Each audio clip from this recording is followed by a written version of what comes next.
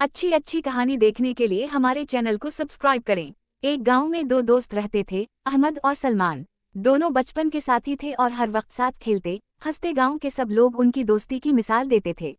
एक दिन अहमद और सलमान जंगल की तरफ लकड़ियां काटने गए। जंगल काफी घना और सुनसान था। दोनों बातें करते हुए जंगल में काफी अंदर तक चले गए। अचानक अहमद के पांव के नीचे सांप आ गया और उसने अहमद को काट लिया।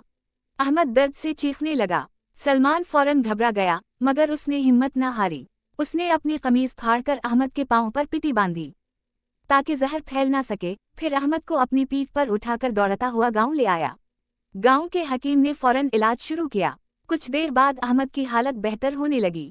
अहमद ने कमजोर आवाज में कहा, सलमान, तुमने आज मेरी जान बचा ली। सलमान मुस्कुराकर बोला, दोस्त दोस्त के काम ना आए तो फिर दोस्ती किस काम की। चंद दिन बाद अहमद बिल्कुल ठीक हो गया। उसने सोचा कि वो सलमान के लिए कुछ खास करे। उसने सलमान के लिए एक खूबसूरत लकड़ी का डब्बा बनाया जिस पर लिखा था, सच्ची दोस्ती कभी कमजोर नहीं होती। जब सलमान ने वो डब्बा देखा, उसकी आंखों में खुशी के आंसू आ गए। उसने अहमद को गले लगा लिया। दोनों की दोस्ती और मजबूत हो गई। तब से गांव के सब लोग कहते हैं, दोस्त वही जो मुश्किल वक्त में काम आए।